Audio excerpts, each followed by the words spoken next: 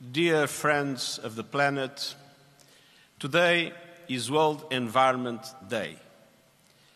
It is also the day that the European Commission's Copernicus Climate Change Service officially reports May 2024 as the hottest May in recorded history. This marks 12 straight months of the hottest months ever. For the past year, every turn of the calendar has turned up the heat. Our planet is trying to tell us something, but we don't seem to be listening. Dear friends, the American Museum of Natural History is the ideal place to make the point. This great museum tells the amazing story of our natural world, of the vast forces that have shaped life on Earth over billions of years. And humanity is just one small blip on the radar. But like the meteor that wiped out the dinosaurs, we are having an outsized impact. In the case of climate, we are not the dinosaurs, we are the meteor. We are not only in danger, we are the danger, but we are also the solution. So, dear friends, we are at a moment of truth. The truth is, almost 10 years since the Paris Agreement was adopted, the target of limiting long-term global warming to 1.5 degrees Celsius is hanging by a thread. The truth is, the world is spewing emissions so fast that by 2030, a far higher temperature rise would be all but guaranteed. Brand new data from leading climate scientists released today show the remaining carbon budget to limit long-term warming to 1.5 degrees is now around 200 billion tons. That is the maximum amount of carbon dioxide that the Earth's atmosphere can take if we are to have a fighting chance of staying within the limit. And the truth is, we are burning through the budget at reckless speed, spewing out around 40 billion tons of carbon dioxide a year. We can all do the math. At this rate, the entire carbon budget will be busted before 2030. The truth is, global emissions need to fall 9% every year until 2030 to keep the 1.5 degree limit alive. But they are heading in the wrong direction. Last year, they rose by 1%. The truth is, we already face incursions into 1.5 degree territory. The World Meteorological Organization reports today that there is an 8% chance the global annual average temperature will exceed the 1.5 degree limit in at least one of the next 5 years. In 2015, the chance of such a breach was near zero. And there is a 50-50 chance that the average temperature for the entire next 5-year period will be 1.5 degrees higher than pre-industrial times. We are playing Russian roulette with our planet. And we need an exit ramp off the highway to climate hell. And the truth is, we have control of the wheel. The 1.5 degree limit is still just about possible. And let's remember, it's a limit for the long term, measured over decades, not months or years. So stepping over the threshold, the 1.5, for a short time does not mean the long-term goal is shot. It means we need to fight harder now. The truth is, the battle for 1.5 degrees will be won or lost in the 2020s under the watch of leaders today. And all depends on the decisions those leaders take or fail to take, especially in the next 18 months. It's climate crunch time. The need for action is unprecedented, but so is the opportunity. not just to deliver on climate, but on economic prosperity and sustainable development. Climate action cannot be captive to geopolitical divisions. So, as the world meets in Bonn for climate talks and gears up for the G7 and G20 summits, the United Nations General Assembly and COP29, we need maximum ambition, maximum acceleration, maximum cooperation, in a word, maximum action. So, dear friends, why all this fuss about 1.5 degrees? Because our planet is a mess of complex connected systems, and every fraction of a degree of global heating counts. The difference between 1.5 and 2 degrees could be the difference between extinction and survival for some small island states and coastal communities. The difference between minimizing climate chaos or crossing dangerous tipping points. 1.5 degrees is not a target, it's not a goal, it's a physical limit.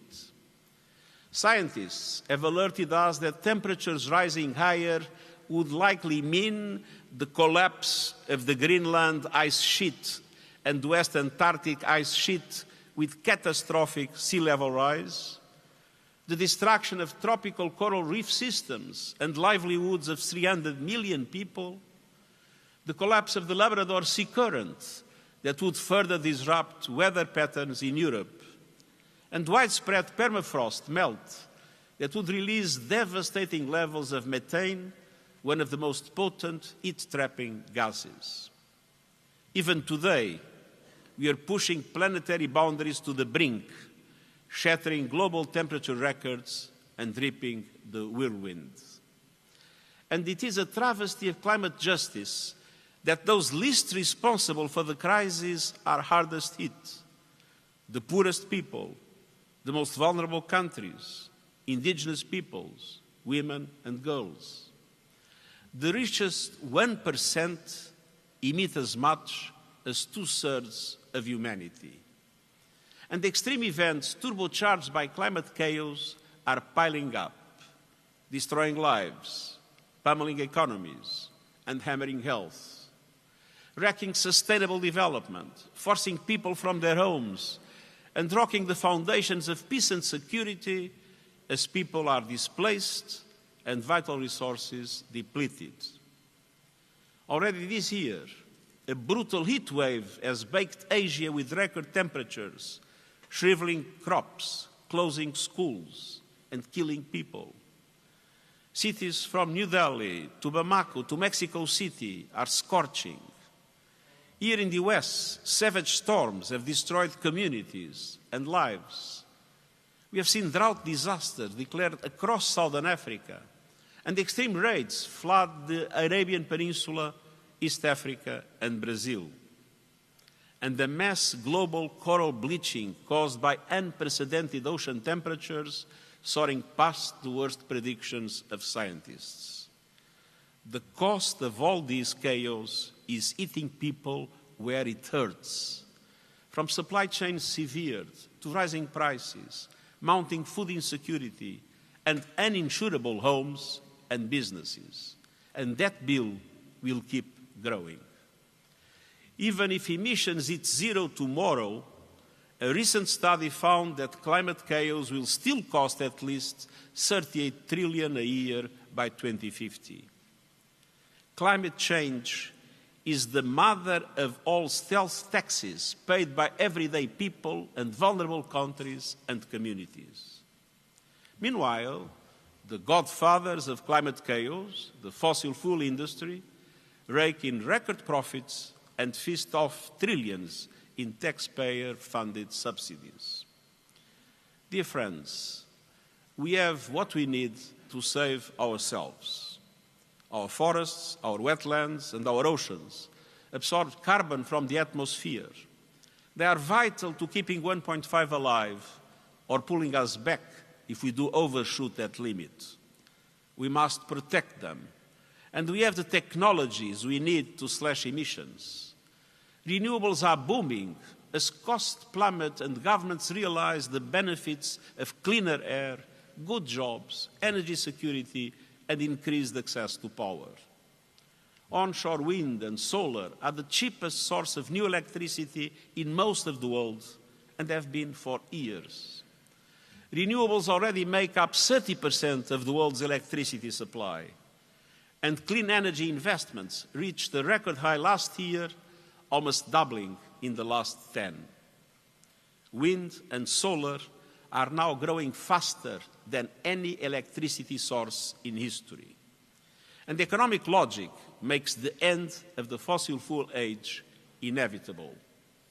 The only questions are, will that end come in time, and will the transition be just? Dear friends, we must ensure the answer to both questions is yes. And we must secure the safest possible future for people and planet. That means taking urgent action, particularly over the next 18 months, to slash emissions, to protect people and nature for climate extremes, to boost climate finance, and to clamp down on the fossil fuel industry. Let me take each element in turn. First, huge cuts in emissions led by the huge emitters. The G20 countries produce 80% of global emissions. They have the responsibility and the capacity to be out in front. Advanced G20 economies should go furthest, fastest, and show climate solidarity by providing technological and financial support to emerging G20 economies and other developing countries. Next year, governments must submit so-called national determined contributions, in other words, national climate action plans. And these will determine emissions for the coming years. At COP28, countries agreed to align those plans with the 1.5-degree limit. But these national plans must include absolute emission reduction targets for 2030 and 2035. They must cover all sectors, all greenhouse gases, and the whole economy. And they must show how countries will contribute to the global transitions essential to 1.5 degrees, putting us on a path to global net zero by 2050, to phase out fossil fuels, and to hit global milestones along the way, year after year and decade after decade. That includes, by 2030, contributing to cutting global production and consumption of all fossil fuels by at least 30%, and making good on commitments made at COP28 on ending deforestation, doubling energy efficiency, and tripling renewables. Every country must deliver and play their rightful part. And that means that G20 leaders working in solidarity to accelerate a just global energy transition aligned with the 1.5-degree limit, they must assume their responsibilities. We need cooperation, not finger-pointing. It means that G20 aligning their national climate action plans, their energy strategies, and their plans for fossil fuel production and consumption within a 1.5-degree future. And it means the G20 pledging to reallocate subsidies from fossil fuels to renewables, storage and grid modernization, and support for vulnerable communities. It means the G7 and other OECD countries committing to end coal by 2030 and to create fossil fuel-free power systems and reduce oil and gas supply and demand by 60% by 2035. It means all countries ending new coal projects now, particularly in Asia, home to 95% of planned new coal power capacity. And it means non-OECD countries creating climate action plans to put them on a path to ending coal power by 2040. And it means developing countries creating national climate action plans that double as investment plans, spurring sustainable development, and meeting soaring energy demand with renewables. The United Nations is mobilizing our entire system to help developing countries to achieve these through our Climate Promise initiative. Every city, region, industry, financial institution, and company must also be part of the solution. They must present robust transition plans by COP30 next year in Brazil at the latest. Plans aligned with 1.5 degrees and the recommendations of the UN high-level expert group on net zero.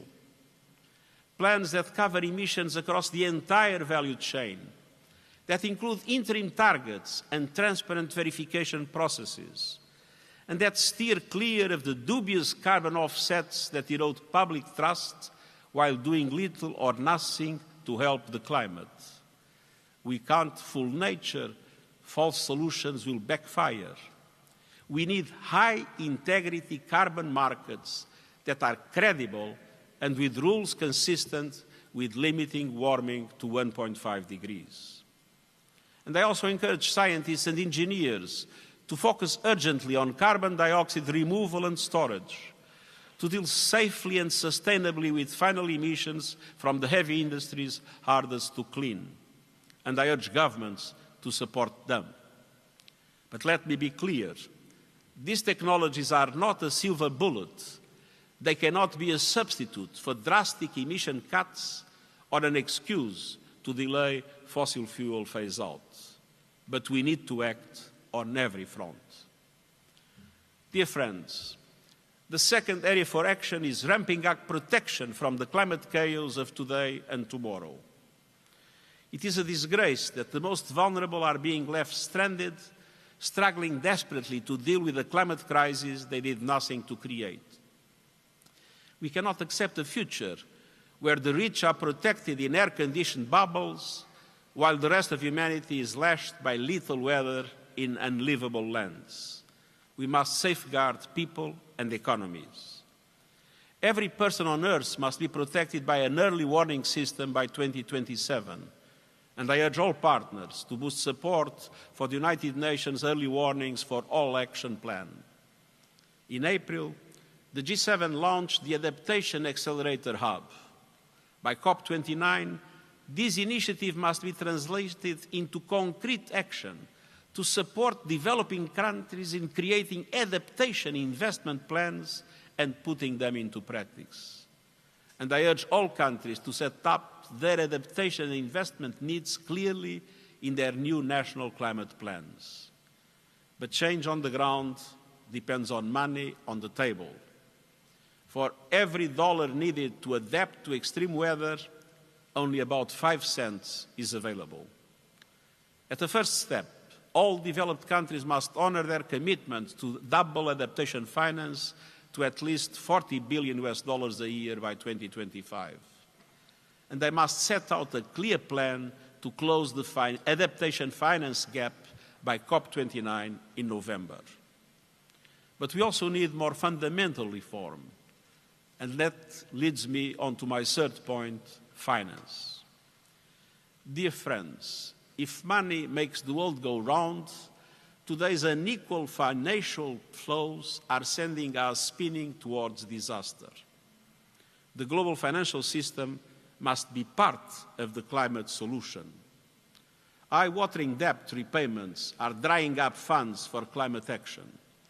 Extortion-level capital costs are putting renewables virtually out of reach for most developing and emerging economies. Astoundingly, and despite the renewables boom of recent years, clean energy investments in developing and emerging economies outside of China have been stuck at the same levels since 2015.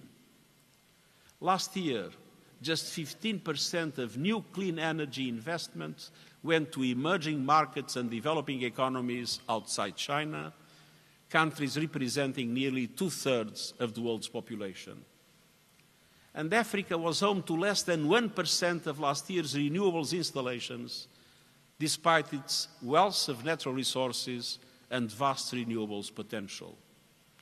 The International Energy Agency reports that clean energy investments in developing and emerging economies beyond China need to reach up to $1.7 trillion a year by the early 2030s.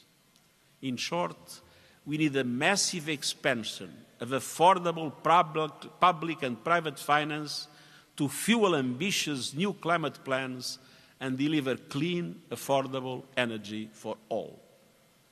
The September Summit of the Future is an opportunity to push reform of the international financial architecture and action on debt. And I urge countries to take it. And I urge G7 and G20 summits to commit to using their influence within multilateral development banks to make them better, bigger, and bolder, and able to leverage far more private finance at reasonable cost. Countries must make significant contributions to the new Loss and Damage Fund and ensure that it is open for business by COP29. And they must come together to secure a strong finance outcome from COP this year, one that builds trust and confidence, catalyzes the trillions needed, and generates momentum for reform of the international financial architecture. But none of these will be enough without new, innovative sources of funds. It's time to put an effective price on carbon and tax the windfall profits of fossil fuel companies. And by COP29, we need early movers to go from exploring to implementing solidarity levies on sections such as shipping, aviation, and fossil fuel extraction to help fund climate action. This should be scalable, fair, and easy to collect and administer. And none of this is charity. It is enlightened self-interest. Climate finance is not a favor. It's a fundamental element to a livable future for all.